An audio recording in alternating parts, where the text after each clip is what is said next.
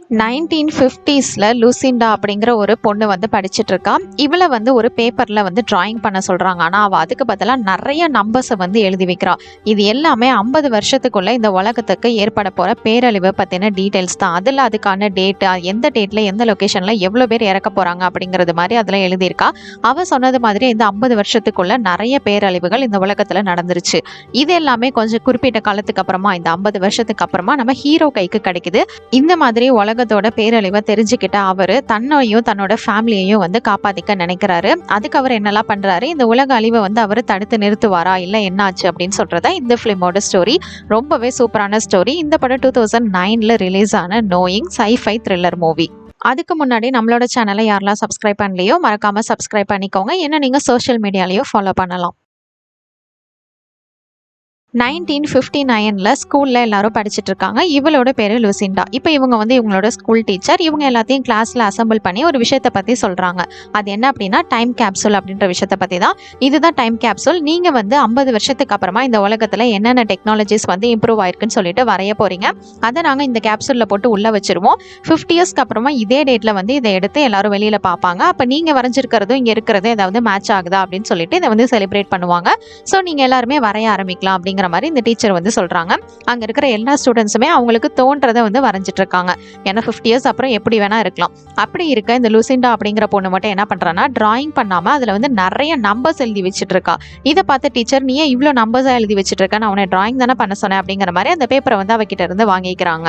அதுக்கப்புறமா இந்த டைம் கேப்சூலை வந்து அவங்க வந்து பூமிக்கடியில வைக்க போறாங்க. இதை வந்து 50 இயர்ஸ்க்கு அப்புறமா மறுபடியும் இதே ஸ்கூல்ல எடுப்பாங்க. ஆனா இவ இன்னும் அந்த முழுசா நம்பர்ஸை வந்து எழுதி முடிக்கல.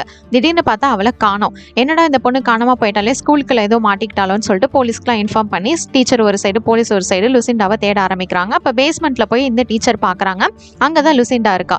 அது மட்டும் இல்ல, அவளோட கை ஃபுல்லாவே பிளட்டா இருக்கு. அந்த கையில இருக்கிற அந்த நகத்தை வச்சு அவ வந்து அந்த செவுத்துல வந்து நம்பர் எழுதி வச்சிருந்திருக்கா. அந்த பேப்பர்ல எழுத முடியாததை அதுல வந்து எழுதி வச்சிருந்திருக்கா. இப்படியே 50 வருஷம் ஆயிடுச்சு. இப்போ வந்து 2009ல நம்ம ஹீரோவா காமிக்கிறாங்க. இவரோட பேரு ஜான். இவனுக்கு ஒரு பையன் இருக்கான். இவனோட பேரு கெலப். இவனுக்கு வந்து அம்மா கிடையாது. 2 வருஷத்துக்கு முன்னாடி தான் ஒரு ஃபயர் ஆக்சிடென்ட்ல இறந்து போயிருப்பாங்க. இவனுக்கு இவனோட உலகமே பையன் மட்டும்தான். இவர் வந்து ஒரு காலேஜ்ல ப்ரொஃபஸரா இருப்பாரு. தன்னோட பையன் கூட மட்டும் தான் இப்போ வந்து அவரு டைம் ஸ்பெண்ட் பண்றது எல்லாமே. இப்போ இவர் வந்து என்னடா ஹோம்ஒர்க்லாம் பண்ணாம படுத்திருக்குன்னு கேட்கும்போது, இல்லப்பா நாளைக்கு வந்து டைம் கேப்சூல் இதை வந்து வெளில எடுக்க போறாங்களாம், அது செலிப்ரேஷன் இருக்கு, நீங்களும் வந்துருங்க, அதனாலதான் எதுவும் இன்னைக்கு கிடையாது அப்படிங்கிற மாதிரி அவன் சொல்லிட்டு தூங்குறான். இப்ப நெக்ஸ்ட் டே ஆகுது. இவர் வந்து காலேஜுக்கும் போறாரு. ஆக்சுவலா இவர் வந்து அந்த ரிசர்ச் அந்த இது மாதிரி வந்து கிளாஸ் எடுப்பாரு. பிளானட் அதெல்லாம் பத்தி வந்து கிளாஸ் எடுத்துட்டு இருப்பாரு. இதெல்லாம் முடிச்சதுக்கு அப்புறமா அவரோட ஃப்ரெண்டை வந்து மீட் பண்றாரு. அப்பதான் ஒரு ஃப்ரெண்டு வந்து ஏதோ ஒரு பார்ட்டிக்கு இன்னைக்கு நைட்டு வரியா அப்படிங்கிற மாதிரி இன்வைட் பண்ணிட்டு இருக்காரு. அப்படி சொன்னதுமே தான் நம்ம ஹீரோவுக்கு வந்து ஞாபகமே வருது. தன்னோட பையன் வந்து ஸ்கூலுக்கு கூப்பிட்டானே அப்படின்னு சொல்லிட்டு அங்கிருந்து வேக வேகமா போறாரு. எப்படியோ கரெக்டா அந்த பார்ட்டில வந்து கலந்துக்கிறாரு. அந்த செலிப்ரேஷன்ல இன்னைக்கு தான் அந்த கேப்சூலை வந்து எடுக்கிறாங்க. இதே டேட்ல வந்து 50 இயர்ஸ்க்கு முன்னாடி இந்த மாதிரி ஸ்டூடெண்ட்ஸ் எல்லாரும் வரைஞ்சு வச்சதை இப்போ வந்து எடுக்கிறாங்க. அந்த டீச்சரும் இங்க வந்து வந்திருக்காங்க. இப்போ அந்த கேப்சூலை வெளில எடுத்ததுக்கு அப்புறமா அதுல இருக்கிற டிராயிங்ஸ் எல்லாத்தையுமே வந்து அங்க இருக்கிற ஸ்டூடெண்ட்ஸ்க்கு வந்து டிஸ்ட்ரிபியூட் பண்றாங்க. அதுல நம்ம கெலாப்க்கு ஒரு டிராயிங் கிடைக்குது. அது வந்து யாரோடது அப்படின்னா லுசிண்டாவோடது தான். சரி, ஏதாவது டிராயிங்ஸ் இருக்கும் அப்படின்னு சொல்லிட்டு அந்த பேப்பர் அவன் ஓப்பன் பண்ணி பார்க்கும்போது ஃபுல்லாவே நம்பர்ஸா இருக்கு. இதனோட நம்பரா இருக்கு அப்படின்னு சொல்லிட்டு ஆப்போசிட்ல பாக்குறான். கோட் போட்ட யாரோ ஒருத்தர் நின்றுட்டு இருக்காங்க. இதே மாதிரிதான் 50 வருஷத்துக்கு முன்னாடி லுசிண்டாவை யாரோ பார்த்திருப்பாங்க. இப்ப அந்த பையன் திருப்பி பார்க்கும்போது அங்க யாருமே இல்லை. அதுக்கப்புறம் வீட்டுக்கு போயிடுறாங்க எல்லாருமே. அப்புறமா தான் இவன் வந்து வீட்டுல உட்கார்ந்து இருக்கும்போது இவனோட பேக்ல வந்து அந்த பேப்பர் இருக்கிறத நம்ம ஜான் வந்து நோட் பண்றாரு. டே, இதை ஏன்டா எடுத்துட்டு வந்த ஸ்கூல்லே கொடுக்காம அப்படிங்கிற மாதிரி அவர் கேட்கிறாரு. அதுக்கு அவனோட பையனும் இதை பார்க்க ஈக்குவேஷன் மாதிரி இருந்தது, என்னன்னு பார்க்கலான்னு எடுத்துட்டு வந்தேன்னு சொல்லும்போது, இதை போயிட்டு நாளைக்கு உடனே கொடுத்துடலாம், இப்போதைக்கு நீ படுத்து தூங்கு அப்படின்னு சொல்லிட்டு அவனை வந்து படுத்து தூங்க வச்சிடறாரு. அதுக்கப்புறமா இவர் வந்து ஒய்ஃபை நினைச்சு ரொம்பவே ட்ரிங்க் பண்ணிட்டு இருக்காரு. ஏன்னா ரொம்பவே ஃபீலிங்கா இருக்கும்ல. 2 வருஷம் தான் ஆகுது. அதனால ஃபீல் பண்ணிட்டு இருக்கும்போது அந்த பேப்பரை பாக்குறாரு. அதுல இருக்கிறதெல்லாம் ஏதோ நம்பர்ஸ் மாதிரி இருக்கே, சும்மா போட்டு சால்வ் பண்ணி பார்க்கலாம் அப்படின்னு வந்து எழுதுறாரு. அதை எழுதும் போது இது எல்லாமே வந்து ஏதோ ஒரு டேட் இயர் மாதிரி இருக்கு. என்னது இது அப்படின்னு வந்து ஸ்ப்ளிட் பண்ணி பார்க்கும்போது அது வந்து 9/11/2001 அப்படிங்கிற டேட்டை வந்து குறிக்குது. சரி, இதை பத்தி ஏதாவது சர்ச் பண்ணி பார்க்கலாம் அப்படின்னு வந்து சர்ச் பண்ணி பார்த்தா அவனுக்கு பயங்கரமான ஒரு ஷாக். என்னன்னா, அன்னைக்கு வந்து ஒரு பெரிய டிசாஸ்டர் நடந்திருக்கு வேர்ல்டுலயே. அதுல வந்து பல பேர் இறந்து போயிருக்காங்க. அது எவ்வளவு பேர் இறந்து போயிருக்காங்கன்ற நம்பர் கூட அந்த பேப்பர்ல இருக்கிறது மாதிரி கரெக்டா மேட்ச் ஆகுது. இவனும் அந்த நம்பர்ஸ் எல்லாத்தையுமே எழுதி பார்த்து ஒவ்வொரு டேட்டா வந்து மேட்ச் பண்ண ஆரம்பிக்கிறான். அதே மாதிரி ஒவ்வொரு டேட்லயுமே இவ்வளோ நம்பர் ஆஃப் மெம்பர்ஸ் வந்து இறந்திருக்காங்க அப்படிங்கிறது வந்து கரெக்டா அதுல மேட்ச் ஆகுது. இதை பார்த்துதான் அவன் வந்து பயங்கரமா ஷாக் ஆகுறான்.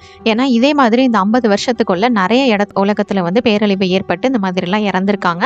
ஆனா இதை எப்படி முன்னாடியே வந்து இதை எழுதி வச்சிருக்க முடியும் அப்படிங்கிறது மாதிரி மாதிரி அவனுக்கு வந்து டவுட் வருது. அதோட இன்னொரு விஷயமும் அவனுக்கு ஷாக்கிங்காக இருக்குது. 2 வருஷத்துக்கு முன்னாடி அந்த ஃபயர் ஆக்சிடென்ட்டில் 48 பேர் இறந்துருவாங்க அப்படிங்கிறதும் வந்து அதில் இருக்குது. அதில் தான் அவனோட ஒய்ஃபும் வந்து இறந்து போயிருப்பாங்க. இது எல்லாத்தையும் பற்றி தெரிஞ்சுக்கிறதுக்காக வந்து அவனோட ஃப்ரெண்டு கிட்ட இந்த இன்ஃபர்மேஷனை வந்து ஷேர் பண்ணுறான். இதெல்லாமே உண்மையிலே நடந்திருக்குடா, இந்த மாதிரி டேட்டில் இவ்வளோ பேர் வந்து இறந்து போயிருக்காங்க, இன்னும் வந்து 3 இந்த மாதிரி பேரழிவுகள் வந்து நடக்க இருக்கு அப்படிங்கிற மாதிரி சொல்ல, அதை வந்து அவன் எதுவுமே நம்ப மாட்டேங்கிறான். இதெல்லாம் சும்மா நெட்லேருந்து யாராவது எடுத்து போட்டிருந்திருப்பாங்க, அதெல்லாம் நீ நம்பிட்டு இருக்காது அப்படிங்கிற மாதிரி அவன் வந்து சொல்லிடுறான். ஆனால் ஜான் வந்து ரொம்பவே ஸ்ட்ராங்காக இருக்கான். நாளைக்கு வந்து ஏதோ ஒரு இடத்துல பெருசாக ஏதோ நடக்க போகுது, அதில் 81 பேர் சாகவும் போகிறாங்க, இதில் அப்படி தான் மென்ஷன் பண்ணியிருக்கு, இது வந்து நிச்சயமாக நடக்கும் அப்படிங்கிற மாதிரி அவன் சொல்கிறான். அவன் சொல்லி புரிய வைக்க ட்ரை பண்ணாலும் அவனோட ஃப்ரெண்டுக்கு வந்து இதெல்லாம் நம்பிக்கை இல்லை. ஏன்னா யார் தான் இந்த மாதிரி இவ்வளோ பெரிய பேப்பர்ஸில் நம்பர்ஸ் எல்லாம் எழுதி கொடுத்தா நம்புவாங்க. அதனால அவன் அதையுமே வந்து நம்புற மாதிரி இல்லை. ஜான் வந்து ஆனால் இந்த விஷயத்தில் ரொம்பவே சீரியஸாக இருக்கான். எப்படியாவது இது நடக்காமல் தடுக்கணும் அப்படின்னு சொல்லிட்டு லுசிண்டாவோட டீச்சர் கிட்ட போயிட்டு அவளை பற்றி ஏதாவது விசாரிக்கலாம் அப்படின்னு சொல்லிட்டு போய் பார்க்குறான். அப்போ தான் இந்த டீச்சர் அவள் வந்து ரொம்பவே அமைதியான பொண்ணு, கிளாஸில் ரொம்பவே அமைதியாக இருப்பா அப்படிங்கிற மாதிரி சொல்லிட்டு இருக்காங்க. அதோட அவள் இறந்து போய் 7 வருஷமும் ஆயிடுச்சு அப்படின்னு வந்து சொல்கிறாங்க. இப்போ இவன் வந்து இந்த பேப்பர்ஸ் நம்பர்ஸ் பற்றி உங்களுக்கு ஏதாவது தெரியுமான்னு கேட்கும்போது, நான் அவளை வரைய சொன்னப்போ இந்த நம்பர்ஸை தான் ஃபுல்லாக எழுதி வச்சுட்டு இருந்தா, அது மட்டும் இல்லை பேஸ்மெண்ட்டுக்கு கீழே போயிட்டு கூட ஒரு டோரில் எழுதி வச்சிருந்தா அப்படிங்கிற மாதிரி இன்ஃபர்மேஷன் எல்லாத்தையுமே வந்து சொல்கிறாங்க. ஆனால் பேர் கொண்டு இதை விசாரிக்க முடியாது, ஏன்னா இப்போ அவள் உயிரோட இல்லை. அப்படியே கட் பண்ணி இப்போ வந்து கிளாபை தான் காமிக்கிறாங்க. அவன் வீட்டுக்கு வெளியில் விளையாடிட்டு இருக்கும்போது ஒரு கார் வருது, ஏதோ வித்தியாசமான சவுண்டு கேட்குது. அந்த காரில் இருக்கிறவங்க கோட்டு போட்டிருக்காங்க, அவனோட கையில் ஒரு கல்லை கொடுத்துட்டு அங்கேருந்து போயிடுறாங்க. உடனே நம்ம ஜான் வெளியில் வந்து பார்த்து அந்த கல்லை வாங்கி பார்க்குறாரு. அவங்கள பற்றி கேட்டால் அந்த பையனுக்கும் தெரியல. சரி, இதை பற்றி ஏதாவது சர்ச் பண்ணி பார்க்கலான்னு அவன் பார்த்துட்டு இருக்கும்போது இவனுக்கு ஒரு தங்கச்சி இருக்கும், அவன் வந்து பார்க்கறதுக்காக வந்திருப்பா. நீ அப்பா மேலே இவ்வளோ கோவமாக இருக்கா, அப்பா கிட்ட வந்து பேசலாம்ல அப்படின்னு சொல்லும்போது இவன் வந்து கோவப்படுவான். அந்த ஆளை பற்றி என்கிட்ட பேசாத, அவர் செத்தா கூட என்கிட்ட வந்து சொல்லிடாத, ஒழுங்கு மரியாதை இங்கேருந்து போயிரு, அவரை பற்றி பேசுறதுனா இதுக்கப்புறம் திருப்பி இங்கே வராது அப்படின்னு சொல்லிட்டு ஜான் வந்து பயங்கரமாக அவளோட தங்கச்சி கிட்ட கோவப்பட்டுறான். அவள் கிளம்புனதுக்கு அப்புறமா இவன் உட்காந்து நியூஸ் சேனல் தான் வந்து செக் பண்ணிட்டு இருக்கான். இது மாதிரி ஏதாவது உலகத்தில் பேரழிவு நடந்து யாராவது இறந்துருக்காங்க அப்படிங்கிற மாதிரி இன்ஃபர்மேஷன் வரும்னு சொல்லிட்டு பார்த்துட்டு இருக்கான். ஆனால் எதுவுமே இல்லை. சரி, நான் அப்படியே அங்கே படுத்து தூங்கிடுறான். அதுக்கப்புறமா அவனுக்கு வந்து ஒரு ஃபோன் கால் வருது. யார் அதுன்னு பார்த்தா அவனோட பையன் கிட்ட இருந்ததா, நான் ஸ்கூலில் இருக்கேன், எவ்வளோ நேரம் வெயிட் பண்ணுறது, வந்து கூட்டிட்டு போங்க அப்படின்னு சொல்லும்போது தான் ஓகே நான் 10 நிமிஷத்தில் வந்துடுறேன் அப்படிங்கிற மாதிரி சொல்லிட்டு இவங்க வந்து கிளம்புறாங்க அவனோட பையனை கூட்டிட்டு போகிறதுக்காக. அப்படி போகும்போது அங்கே வந்து நிறைய டிராஃபிக் ஜாம் ஆகிடுது. இவன் வந்து காரில் போயிட்டு இருக்கும்போது சரி நான் சீக்கிரம் வந்துடுறேன் அப்படின்னு பேசிட்டு ஒரு இன்ஃபர்மேஷனை இப்போ தான் வந்து கண்டுபிடிக்கிறான். என்னன்னு பார்த்தா அவனோட காரில் வந்து அந்த ஜிபிஎஸ் லொக்கேஷன் வந்து நம்பராக தான் இருக்கும். இந்த நம்பரை நம்ம எங்கேயோ பார்த்துருக்கோமேன்னு சொல்லிட்டு அந்த பேப்பர் எடுத்து செக் பண்ணும்போது தான் இவன் இன்னொரு விஷயத்தை கண்டுபிடிக்கிறான். ஆக்சுவலாக அந்த பேப்பரில் வந்து இன்னொரு நம்பர் மென்ஷன் பண்ணியிருந்திருக்கும். அது என்ன மாதிரின்னா இந்த லொக்கேஷனில் இது மாதிரி நடக்க போகுது அப்படிங்கிறத தான் அவன் மென்ஷன் பண்ணியிருந்திருக்கா. அதில் இருக்கிற நம்பரை மேட்ச் பண்ணி பார்க்கும்போது இவன் இருக்கிற லொக்கேஷனில் தான் இந்த பெரிய பேரழிவு வந்து ஏற்பட போகுது, ஏதாவது நடக்க போகுதா அப்படின்னு சொல்லிட்டு அவன் காரை விட்டு வெளியில் இறங்கி போயிட்டு பார்க்குறான். அப்போ அங்கே போலீஸ் கிட்ட போயிட்டு இங்கே ஏதாவது பிரச்சனையா அப்படின்னு கேட்கும்போது அதெல்லாம் ஒன்றும் இல்லை, இன்னும் கொஞ்ச நேரத்தில் இந்த டிராஃபிக் கிளியர் பண்ணிடுவோன்னு பேசிட்டு இருக்கும் போதே மேலேருந்து ஒரு பெரிய பிளேன் வந்துட்டு அப்படியே கீழே விழுந்து கிராஷ் ஆகிருது. அது மட்டும் இல்லை, இதனால அந்த இடத்துல பல பேர் வந்து இறந்து போயிடுறாங்க. இதை பார்த்து நம்ம ஜானுக்கு பயங்கர ஷாக்கிங்க. ஏன்னா கண் எதிரே இந்த மாதிரி ஒரு விஷயம் நடக்க போகுது அப்படின்னு தெரிஞ்சும் நம்மளால எதுவுமே செய்ய முடியல, யாரையும் காப்பாற்ற முடியல அப்படின்னு சொல்லிட்டு ஃபீல் பண்ணிட்டு வீட்டுக்கு வந்துடுறான். வீட்டுக்கு வந்ததுக்கு அப்புறமா நியூஸ்ல இதுதான் போயிட்டு இருக்கு. 81 பேர் வந்து இதுல இறந்து போயிட்டாங்க அப்படிங்கிற மாதிரி அந்த நியூஸை வந்து சொல்லிட்டு இருக்காங்க. இதை தெரிஞ்ச உடனே ஜானோட ஃப்ரெண்டு வந்து வீட்டுக்கு வந்து பார்க்குறான். டே, நீ சொன்னதெல்லாம் உண்மைதானாடா அப்படிங்கிற மாதிரி கேட்குறான். ஆமாம், இதை தான் நான் ஃபஸ்ட்டே சொன்னேன், நீ தான் என்ன நம்பலை அப்படிங்கிற மாதிரி ஜானும் சொல்லிட்டு இருக்கான். இதே மாதிரி அடுத்து நடக்காமல் இருக்க நம்ம ஏதாவது செய்யணும்னு அவங்க பேசிகிட்டு இருக்கும்போது நம்ம கிளப் வந்து ரூமில் தூங்கிட்டு இருப்பான்ல. அப்போ அந்த கோட்டு போட்ட ஆள் வந்து வெளியில் இருந்திருப்பான். அவன் திடீர்னு கண்ணு முழிச்சு பார்த்தா அந்த கோட் போட்ட ஆள் வந்து அவனோட ரூம்குள்ளே தான் நின்றுட்டு இருக்கான். அவனை பார்த்ததுமே அவன் வந்து பயந்து போயிடுறான். அவன் ஜன்னலுக்கு வெளியில் பார்க்க சொல்கிறான். இவனும் வந்து பார்க்குறான். இவன் அப்படியே பார்க்கும்போது அந்த காடே வந்து மொத்தமாக எரிஞ்சிட்டு இருக்கு. எல்லா மிருகங்களுமே வந்து அப்படியே நெருப்பில் பற்றி எரிஞ்சு அந்த இடத்துல வந்து ஃபுல்லாவே அழிஞ்சிட்டு இருக்கு. இது எல்லாத்தையுமே பார்த்துட்டு அவன் வந்து பயந்து போயிடுறான். அவங்க அப்பா கூப்பிட்டு அப்படியே கட்டி பிடிச்சிக்கிறான். ஒன்றும் இல்லை அப்படின்னு. அவனை வந்து ஜன்னல் வழியா பார்க்கும்போது அந்த கோட் போட்ட ஒரு ஆள் வந்து நிற்கிறான். யார் அது, நான் என்னோட வீட்டில் இப்படி வெளியில நின்றுட்டு இருக்கிறது அப்படின்னு சொல்லிட்டு ஜான் வந்து ஒரு கொம்பை எல்லாத்தையும் எடுத்துக்கிட்டு அந்த இடத்துல போய் பார்த்தா அங்க வந்து யாருமே இல்லை. இன்னைக்கு வேணா நீ தப்பிச்சிருக்கலாம், என்னைக்கா இருந்தாலும் மாட்டுவேன் அப்படின்னு சொல்லிட்டு அவன் வந்து வீட்டுக்கு போயிடுறான். இப்போ வந்து நெக்ஸ்ட் டே ஆகுது. இவங்களை பத்தி ஏதாவது இன்ஃபர்மேஷன் கண்டிப்பா கண்டுபிடிக்கணும்னு சொல்லிட்டு அந்த லுசிண்டாவோட வீட்டில் வந்து அவளுக்கு ஒரு பொண்ணு இருந்திருக்கும். அந்த பொண்ணை வந்து ஃபாலோ பண்ணலாம் அப்படின்னு வந்து இவன் வந்து பிளான் பண்ணுவான். அந்த பொண்ணோட பேரு டயானா.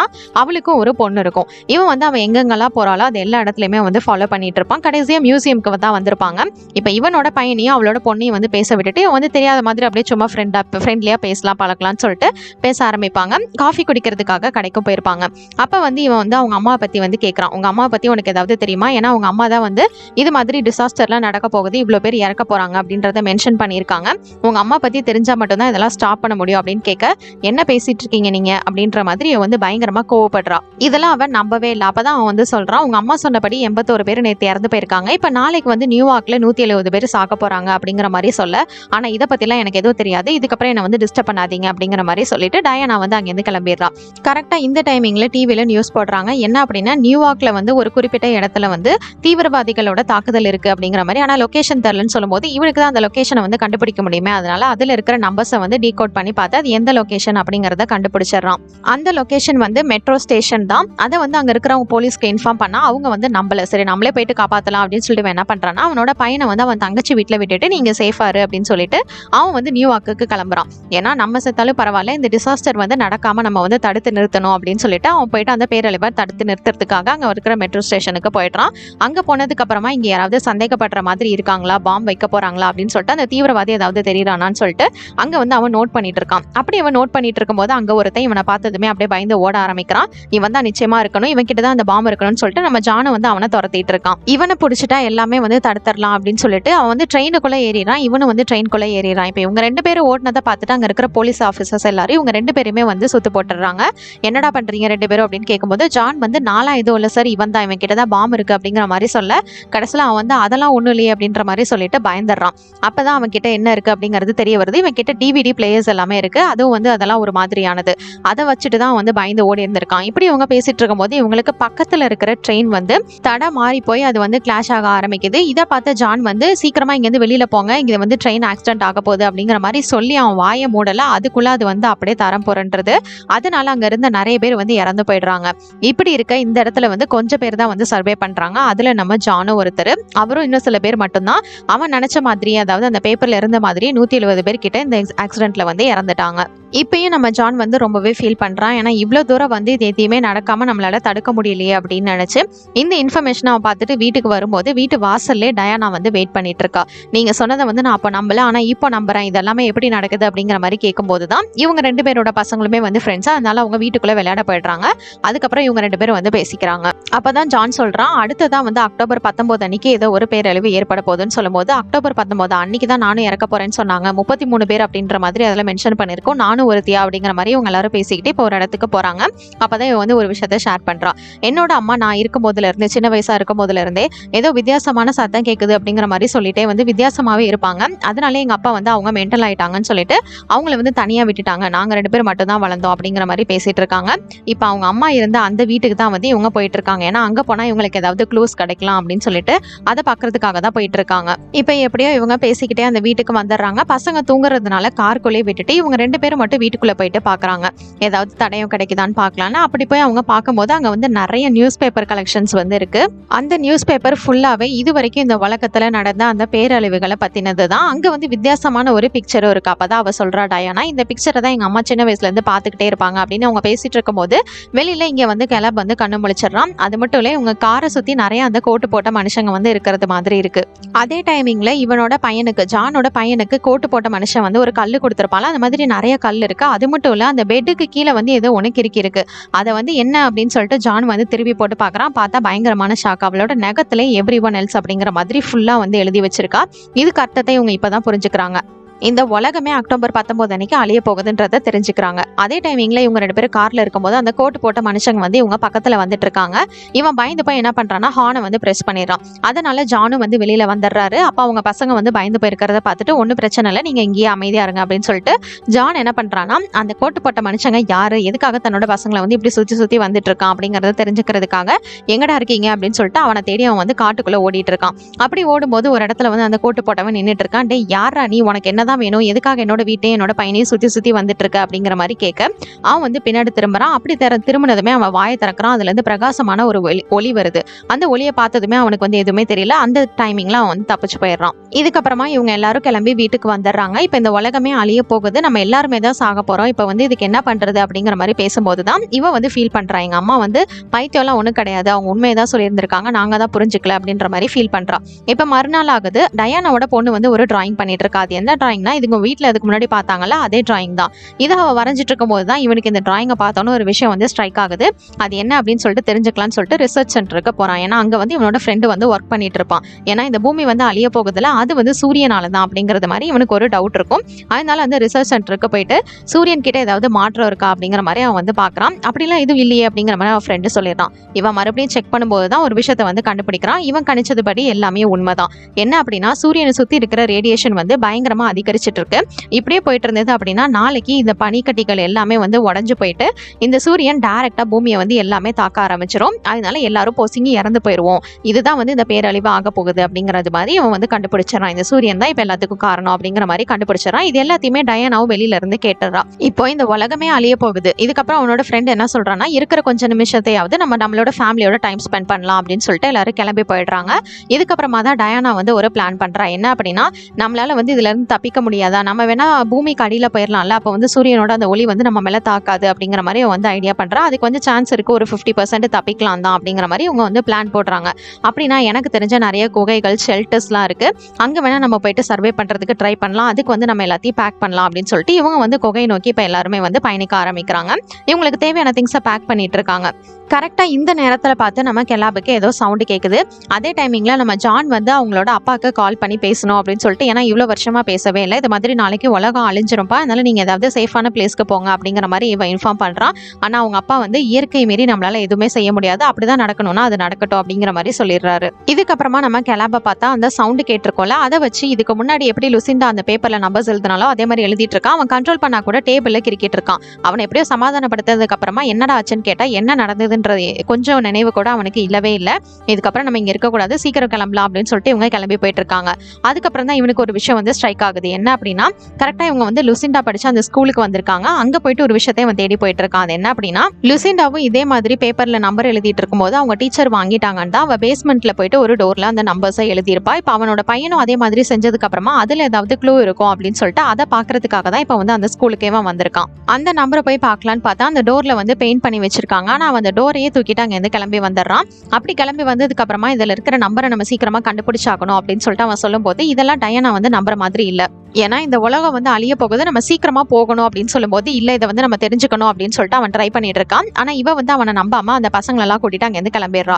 இவனு ஒரு வழியா அதை சுரண்டி அந்த பெயிண்ட்ல இருக்கிற நம்பர் எல்லாம் என்னன்னு கண்டுபிடிச்சா அந்த லொகேஷனை வந்து கண்டுபிடிச்சிடறான்.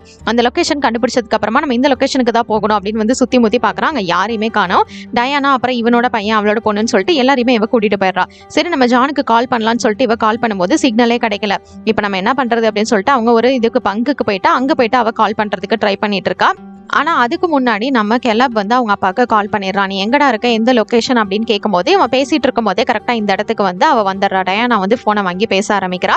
அப்பதான் அவன் வந்து சொல்றான், இங்க பாரு உங்க அம்மா வந்து அந்த டோர்ல ஒரு நம்பர் எழுதியிருந்தாங்க, அதுபடி அந்த லொகேஷனை ட்ரேஸ் பண்ணா நம்ம இதுக்கு முன்னாடி உங்க அம்மா வாழ்ந்த வீட்டுக்கு தான் போகணும், அங்கதான் நமக்கு ஏதோ ஒரு தடயம் இருக்கு அப்படிங்கிற மாதிரி இவன் சொல்றான். ஆனா இது எதுவுமே அவன் வந்து நம்புற மாதிரி இல்லை. இந்த உலக சொத்தை ஃபுல்லாவே அழிய போகுது, அதனால நம்ம வந்து ஏதாவது பேஸ்மெண்ட் அது மாதிரி இடத்துக்கு தான் போகணும், ஷெல்டருக்கு தான் போகணும் அப்படிங்கிற மாதிரி சொல்லிட்டு அவ பேசிட்டு இருக்கா.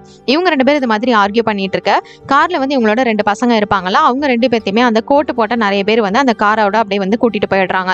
இதை பார்த்து டயானாக்கு ஒண்ணுமே புரியல. யாரா நீங்க, எங்கடா கூட்டிட்டு போறீங்க அப்படின்னு சொல்லிட்டு அவங்களை காப்பாத்துறதுக்காக இவ்வளவு வந்து கார் எடுத்துட்டு வேகமா அவங்கள ஃபாலோ பண்ண ஆரம்பிக்கிறா. ஆக்சுவலா இன்னைக்கு தான் அந்த அக்டோபர் 19 அவ வந்து அப்படி ஃபாலோ பண்ணி வந்துட்டு இருக்கும்போது ஆப்போசிட்ல ஒரு வேன் வந்து அவளை இடிச்சிருது. அதனால அந்த இடத்துல அவ வந்து ஆக்சிடென்ட் ஆகி பயங்கரமா வந்து அடிபட்டு இருக்கு அவளுக்கு. கரெக்டா இந்த இடத்துல வந்து இவன் வந்துட்டு இருக்கான், ஜான் வந்து வந்துட்டு இருக்கான். அப்ப வந்து ஏதோ ஒரு ஆக்சிடென்ட் ஆயிருக்கு அப்படிங்கறத அவன் பாக்குறான். அது மட்டும் இல்ல அது டயானாவோட கார் தான் அப்படின்னு தெரிஞ்சுக்கிட்டு போய் பார்க்கும்போது கரெக்டா அந்த அக்டோபர் 19 அன்னைக்கு அவங்க அம்மா எழுதி வச்ச மாதிரியே, அதாவது சொன்ன மாதிரியே அவ வந்து இறந்து போயிட்டான்.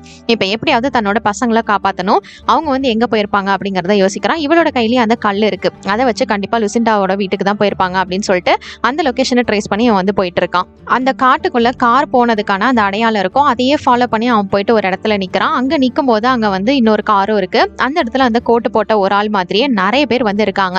அவங்கள பார்த்ததுமே வந்து பயங்கரமா கோவப்படுறான். என்னோட பசங்களை என்னடா பண்ணீங்க, எங்க பையன் எங்க அப்படிங்கிற மாதிரி ரொம்ப கோவப்படும் போது இவன் கத்திட்டு இருக்கும்போது கரெக்டா கெலாப் வந்து அவனை கட்டி பிடிச்சிக்கிறான். எனக்கு ஒன்னும் ஆகலப்பா, இவங்க தான் வந்து எங்களை காப்பாத்துறாங்க, இந்த உலகம் வந்து அழிய போகுதான், இவங்களை வந்து நம்மளை காப்பாத்திடுவாங்க அப்படிங்கிற மாதிரி அவன் வந்து சொல்லி சமாதானப்படுத்திட்டு இருக்கான்.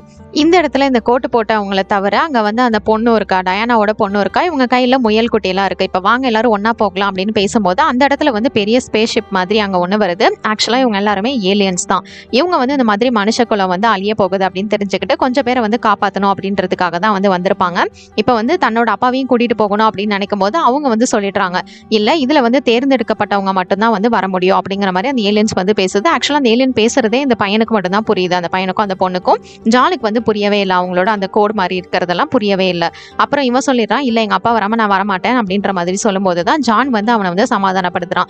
இங்க பாரு கெலப், நான் இல்லைனாலும் பரவாயில்ல, இந்த உலகத்துல நீ வந்து சந்தோஷமா இருக்கணும், அதனால நீ அவங்க கூட போயிட்டு சந்தோஷமா வாழு அப்படிங்கிற மாதிரி அவன் வந்து சொல்லி அவனை சமாதானப்படுத்தி அனுப்பி வைக்கிறான். அதுக்கப்புறமா அந்த ஏலியன்ஸ் அவங்களோட ஒரிஜினல் ஃபார்முக்கு வந்துடுறாங்க. அவங்க எல்லாரும் ஒரு ஒளி மட்டும்தான். இந்த மாதிரி சூப்பரா இருக்காங்க பிரம்மாண்டமா. இப்ப இவங்க 2 பேரையும் கூட்டிட்டு இவங்க வந்து அவங்களோட ஸ்பேஸ் ஷிப்ல வந்து கிளம்பிடுறாங்க. ஆக்சுவலா இந்த 2 பசங்க மட்டும் இல்ல, இந்த உலகத்துல இந்த மாதிரி கொஞ்சம் பேரை குறிப்பிட்ட சில பேரை வந்து தேர்ந்தெடுத்து அவங்க எல்லாத்தையுமே இதுல இருந்து காப்பாத்தி அவங்க வேற ஒரு கிரகத்துக்கு கூட்டிட்டு போயிடுறாங்க. ஏன்னா அப்பதான் இந்த உலக அழிவுல இருந்து அவங்கள காப்பாற்ற முடியும் அப்படிங்கிறதுக்காக. தன்னோட பையனை பிரிஞ்சதுக்கு அப்புறமா இவன் வந்து ரொம்பவே சோகமாயிடுறான். ஏன்னா இவனுக்குன்னு இருந்தது ஒரு பையன் மட்டும்தான், இப்ப அப்படியே பூமியில படுத்துட்டு இருக்கான். அது மட்டும் இல்ல, இந்த உலகம் அழிய போகுது அப்படிங்கறத இந்த உலகத்துல இருக்கிறவங்களும் வந்து தெரிஞ்சுக்கிட்டாங்க. அங்கங்க வந்து நிறைய டிசாஸ்டர்ஸ் வந்து நடக்க ஆரம்பிக்குது. இது எல்லாத்தையுமே புரிஞ்சுக்கிட்டவங்க என்ன பண்றதுன்னு தெரியாம பண்ணிட்டு இருக்காங்க. அப்ப நம்ம ஜான் வந்து அவங்க அப்பாவை பாக்குறதுக்காக வீட்டுக்கு வராரு. கடைசியா சாக போறதுக்கு முன்னாடியாவது அப்பா அம்மா தங்கச்சி கூட இருக்கணும்னு சொல்லிட்டு அவங்க கூட போய் இருக்காரு. அதுக்கப்புறம் என்ன, இந்த உலகமே ஃபுல்லா வந்து அப்படியே அழிய ஆரம்பிக்குது. அதுவும் சூரியனாலதான். இதே நேரத்துல இவங்க 2 பேத்தையுமே, ஜானோட பையனும் சரி டயானாவோட பொண்ணையும் சரி, வேற ஒரு கிரகத்துல வந்து அந்த ஏலியன்ஸ் இறக்கி விட்டுறது. அது வந்து பாக்குறதுக்கே அவ்வளவு அழகா இருக்கு. அந்த இடத்துலதான் இவங்க சர்வே பண்ண போறாங்க. மனுஷ குலமே வந்து ஆரம்பிக்க போகுது அப்படிங்கறது மாதிரி இந்த படத்தோட கான்செப்டை முடிச்சிருக்காங்க. இந்த படம் ரொம்பவே சூப்பரா இருந்ததுல. இந்த படத்தை பத்தி நீங்க என்ன நினைக்கிறீங்க என்னோட கமெண்ட் செக்ஷன்ல ஷேர் பண்ணிக்கோங்க. இது மாதிரி வேற ஏதாவது படத்தை பத்தியோ சீரிஸை பத்தியோ நான் பேசணும்னு நினைச்சாலும் மறக்காம கமெண்ட் செக்ஷன்ல பண்ணுங்க. until then tata bye from உங்கள் தமிழ் பொண்ணு.